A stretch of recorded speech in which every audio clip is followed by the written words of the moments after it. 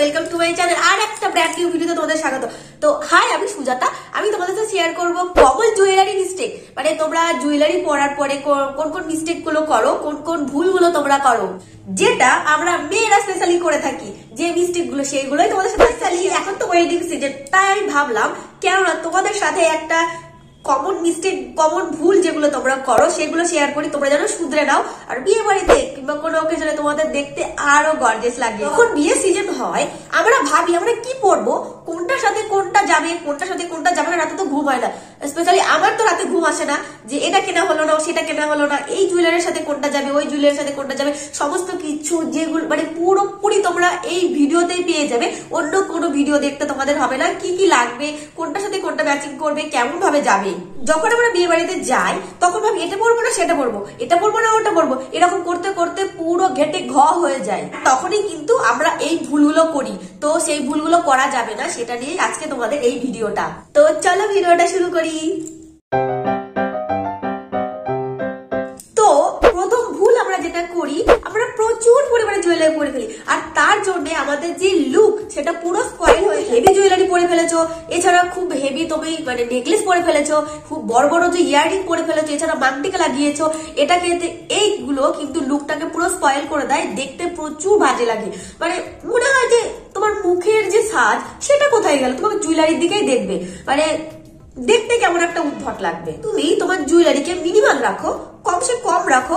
যেমন ধরো যদি তুমি একটা হেভি নেকলেস পরো এরকম, তো তুমি সেই জায়গায় ছোট ইয়ারিং পরতে পারো। আর যদি তুমি মনে করো যে মাংটিকা লাগাচ্ছ সেটা মাংটিকাটা ছোট ব্যবহার করতে পারো। আমি তোমাদের দেখিয়ে দিচ্ছি, পাশে দেখো। আর ইয়ারিং গুলো যদি বড় বড় পরো আর মাংটিকা বড়, তো আমি বলবো নেকলেসটাকে তুমি সরিয়ে রাখো।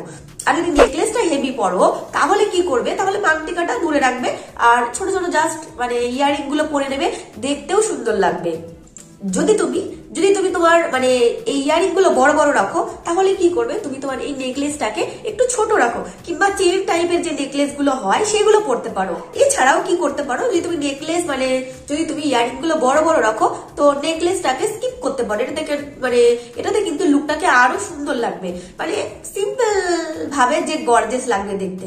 একদম হেভি এটা ওটা পরে গেলে কিন্তু দেখতেও ভালো লাগে না, টুনি বাল্বের মতো লাগে দেখতে, মানে চমকাচ্ছে চাঙ্কি লাগে। যদি তুমি চোকার ইয়ারিং পরো তাহলে কি করবে, মানে ঝুলওয়ালা যে ইয়ারিং গুলো হয় সেটাকে স্কিপ করো। কারণ যখন তুমি ইয়ারিংটা ঝুল পড়বে না, তখন তোমার এই চোকারের যে তোমার একটা লুক ব্যাপারটা সেটা কারোর চোখে পড়বে না, মানে দুটো একসাথে চোখে পড়বে আর দেখতেও কিন্তু খারাপ লাগবে।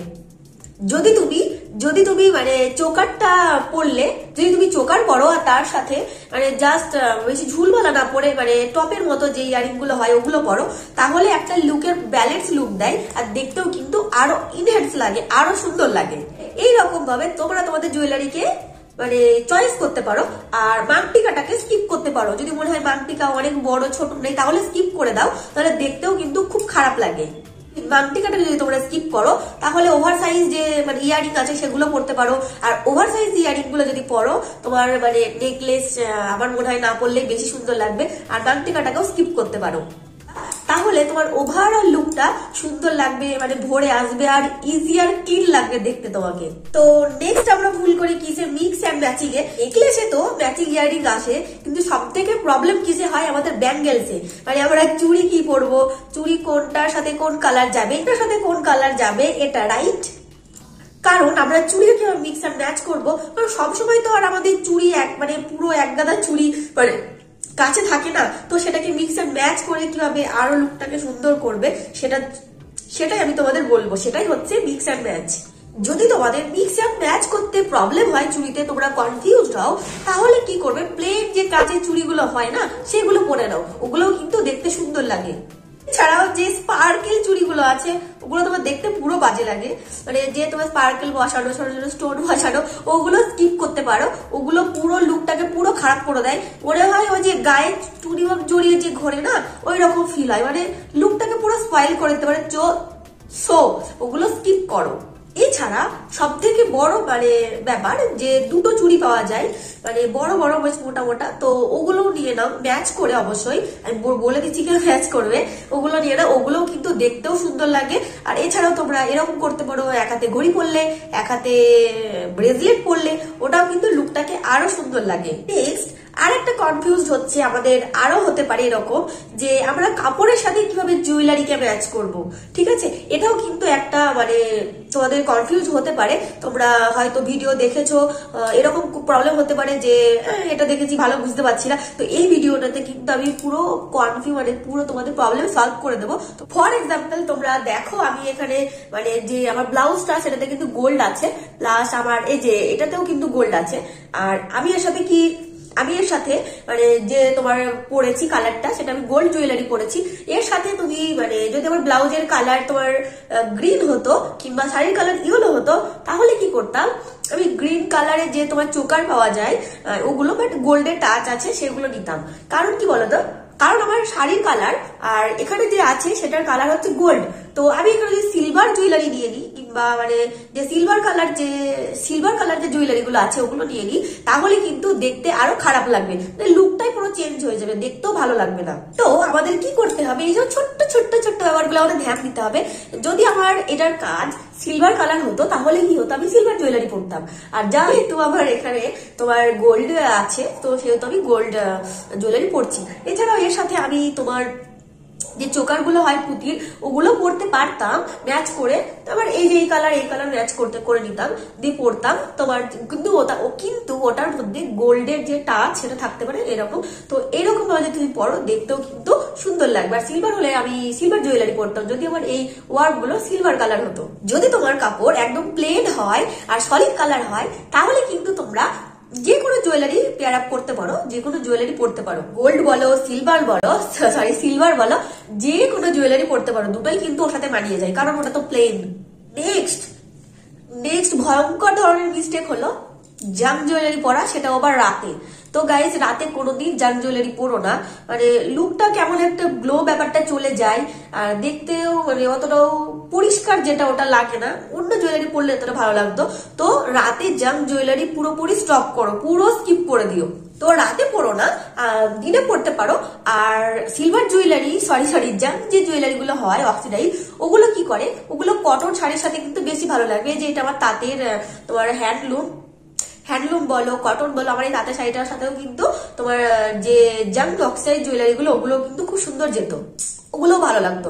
তো কটন তো মানে তো জাম জুয়েলারি গুলো রাতে স্কিপ করো। আর অবভিয়াসলি যখন পরবে কটন শাড়ির সাথে পরবে, দেখবে আরো সুন্দর লাগবে। নেক্সট হলো সব ম্যাচিং জুয়েলারি পরা। অনেকে আছে যে জামার কালার যদি লাল হয় আমি লাল কানের পরবো, লাল ব্লাউজ, লাল লিপস্টিক, এটা কিন্তু একদম ভালো লাগে না।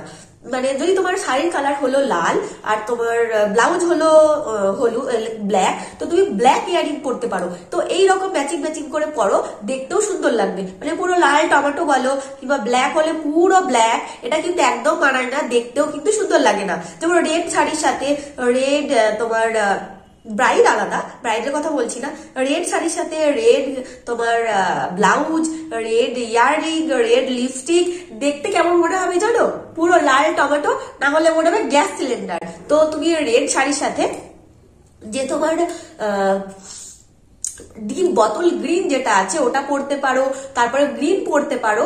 এছাড়াও ব্ল্যাকও কিন্তু যায় রেডের সাথে, ব্ল্যাকও পরতে পারো। যদি তোমার শাড়ির কালার হয় হলুদ আর তোমার ব্লাউজের কালার হয় গ্রিন, তাহলে তুমি গ্রিন যে জুয়েলারি গুলো আছে সেগুলো নিয়ে নাও, বাট একটু ডিপ নিও, ডিপ গ্রিনটা হলে বেশি সুন্দর লাগবে, চোকার যেগুলো বলে ওগুলোর সাথে বেশি সুন্দর লাগবে। তারপর রেড শাড়ির সাথে রেড জুয়েলারি না পরে, যেমন আমি পরিনি, না পরে অন্য শাড়ির সাথে ম্যাচিং যে ওয়ার্ক সেই ওয়ার্ক অনুযায়ী পরো। যেমন আমি বলেছি আমি গোল্ড আছে বলে আমি গোল্ড ইয়ারিং পরেছি। এখানে আমি যদি তোমার পুঁতির যে তোমার ইয়ারিং গুলো হয় ওগুলো পরলেও ভালো লাগতো না, অক্সিডাইজ পরলে ভালো লাগতো, বাট রাতে না, দিনের বেলা যেহেতু এটা আমার কটন আছে সেহেতু অক্সিডাইজটা আবার চলে যেত। এছাড়া যখন তোমরা কন্ট্রাস্টে জুয়েলারি পরবে তখন কি করবে, ডার্ক কালার গুলো পিক করবে, যেমন লাইট ব্লু, লাইট গ্রিন, তারপরে পিঙ্ক, অরেঞ্জ, ইয়েলো, এগুলোকে কিন্তু আমরা স্কিপ করবো। এই কালার গুলো কিন্তু কন্ট্রাস্টে একদম ভালো দেখায় না।